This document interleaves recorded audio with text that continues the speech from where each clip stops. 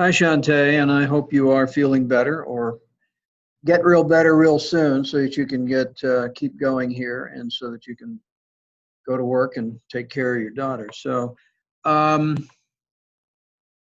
I'm not going to go into a lot of details. I talked in the video on Monday about the chapters here about the environment, air, water, hazardous waste, food and drugs, and population as issues in fundamental issues in public health. You need to go ahead and listen to that. It's pretty short because it wasn't because we weren't talking face to face. But there are a lot of things to read in there. They're really good chapters. So again, chapter assignment 1 for this week is to go ahead and read those chapters and give me information that you learned from them. At least one thing you didn't know before reading them. And then again, the discussion is really about environmental hazards and substances.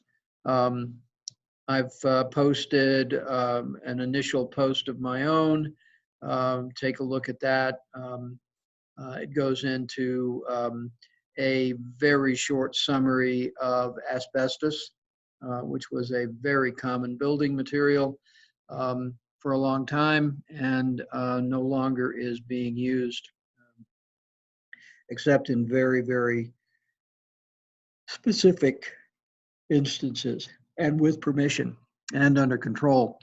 And in fact, there are abandoned buildings, businesses, industrial buildings, and so forth from the post-war period in many places around the United States that are just fenced off because they have asbestos in them, and the cleanup is so challenging to be done properly. Everything needs to be enclosed, encased. Workers need to be in environmental suits and so forth. So I was back on the East Coast a few months ago dealing with some family issues, and I was staying with my nephew in southern Maryland. And in the little town that he lives in, Indian Head, there were several old buildings that he told me had been abandoned for a long time.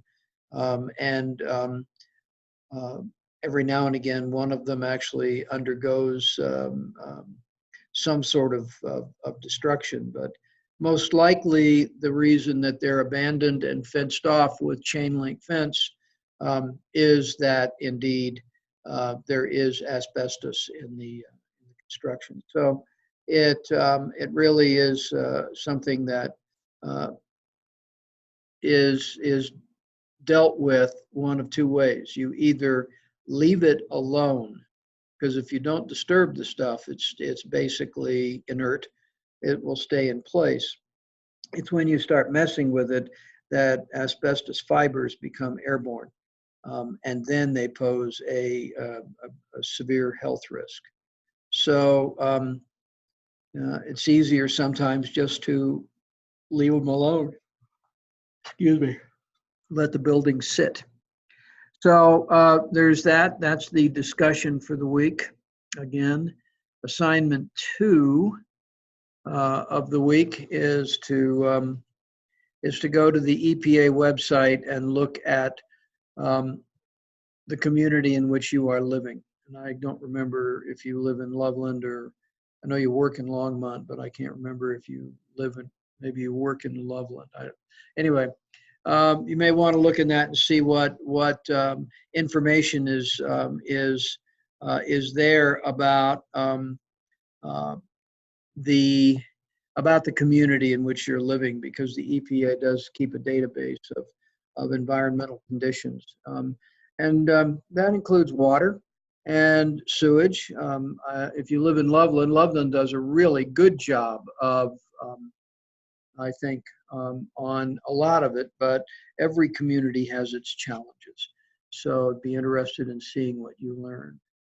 And then, of course, there is the assessment um, as well. So let's go ahead and use whatever time you have to first off get caught up on last week's assignment one related to the readings about those chapters. Let's just go quickly look at them again. Those chapters had to do with people's choices about their health and the choices they make and the effects that those choices can have on their health in general. So let's go ahead and do that. There's quite a bit of information in those chapters, and it gives you an idea that public health is not just about vaccinations and cleaning up the sewage system and regulating the food. It has to do with helping people adjust their lifestyles and the choices they make to be healthier. So go ahead and get that work done as well. And that's about all I was going to say today. I wanted to keep this short. Go ahead. There's a code word in the first session that I recorded and sent you a link to by email, and I've actually posted it here in this page called Week 3 Zoom Sessions. And there's another code word for today, and that code word will be Luzon, Luzon.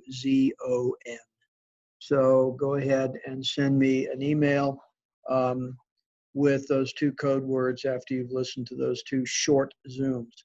And I hope you feel better. I hope you have a decent weekend, and I will see you next Wednesday. And next Wednesday is the last day of class, so let's make sure we get together. And please